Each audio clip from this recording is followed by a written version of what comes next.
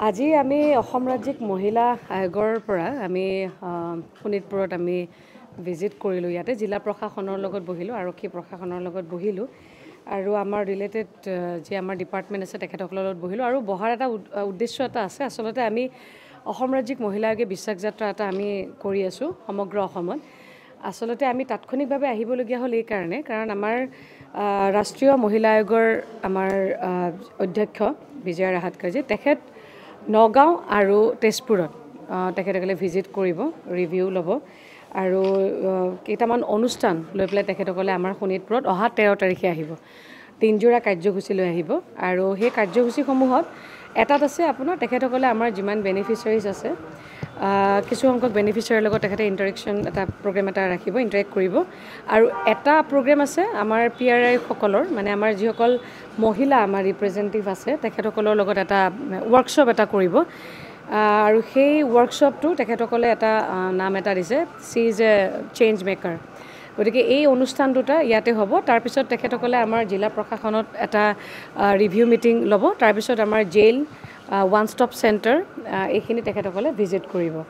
গতিকে মই ভাবোঁ যে অন্ততঃ আমাৰ ৰাষ্ট্ৰীয় অধ্যক্ষ যেতিয়া আমাৰ শোণিতপুৰত আহিব, আমাৰ যিবিলাক আমি সচৰাচৰ আমি কিছুমান বস্তু আমি নেচাওঁ, কিছুমান বস্তু আমি নিজেও ইগন'ৰ কৰা যায় মহিলাসকলৰ নিৰাপত্তাৰ ক্ষেত্ৰত, সুনিশ্চিত কৰাৰ ক্ষেত্ৰত, অথবা আমাৰ ভাৰত চৰকাৰ বা অসম চৰকাৰে যিখিনি মহিলাসকলক সুবিধা প্ৰদান কৰিছে সেই সুবিধাখিনিত ক'ৰবাত যদি গাফিলতি হৈছে নিশ্চিতভাৱে তেখেত যিহেতু সমগ্ৰ ভাৰতবৰ্ষত তেখেতসকলে ভ্ৰমণ কৰে বা তেখেতসকলে ৰিভিউবিলাক লয়, মই ভাবোঁ যে এই ৰিভিউটোত আমাৰ শোণিতপুৰত খুব ভাল হ'ব। আৰু কিছুমান বিষয় আমি মহিলাসকলে আমি নজনা বিষয় কিছুমান আমি বুজিবলৈ পাম, জানিবলৈ পাম।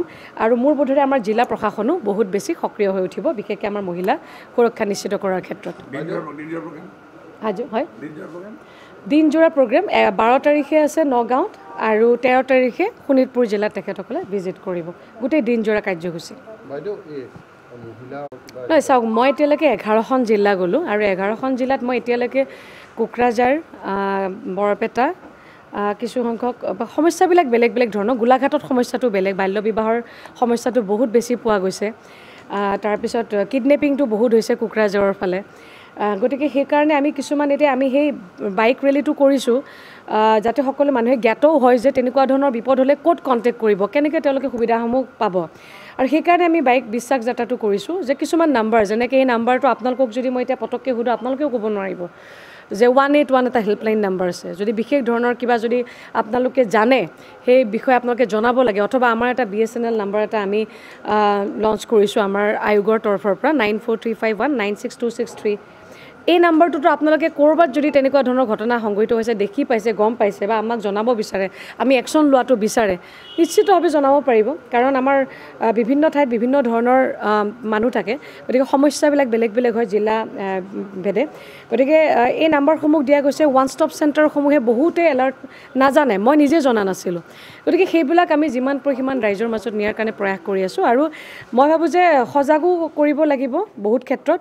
আৰু সজাগটো কেৱল মহিলাসকলৰ মাজত সীমাবদ্ধ থাকিলে নহ'ব, পুৰুষ আৰু মহিলা সমান্তৰালভাৱে যদি আমি সজাগ কৰিব পাৰোঁ, মোৰ বোধেৰে বহুতখিনি কামত দিব। চাওক, এটা বিশেষ শ্ৰেণীৰ মাজত বহুত বেছি ঘটনা সংঘটিত হয়। যেনেকৈ মই নিজেও বটদ্ৰ সমষ্টিৰ পৰা প্ৰতিনিধিত্ব কৰিছিলোঁ, গতিকে মোৰ এটা ব্লকত মানে কেছ তেতিয়া কম থাকে আৰু এটা ব্লকত বহুত বেছিকৈ থাকে। গতিকে আচলতে আমাৰ ঠাই বিশেষে কেছবিলাক বেলেগ বেলেগ ধৰণৰ হয়। এতিয়া গোলাঘাটত গ'লে আপুনি বেলেগ ধৰণৰ কেছ পাব, কোকৰাঝাৰত গ'লে তাত বেলেগ ধৰণৰ কেছ ৰেজিষ্টাৰ পাব। গতিকে কিন্তু মই যিটো লক্ষ্য কৰিলোঁ যে বাল্য বিবাহটো মানে বহুত বেছি ক্ষেত্ৰত হৈ আছে এতিয়াও। মানে অসমৰ মাননীয় মুখ্যমন্ত্ৰী মহোদয়ে বহুত ডাঙৰ সিদ্ধান্ত এটা লৈছিলে, যাৰ পৰা বহুতখিনি সজাগ সচেতন হৈছে। কিন্তু এতিয়াও মানে আপোনাৰ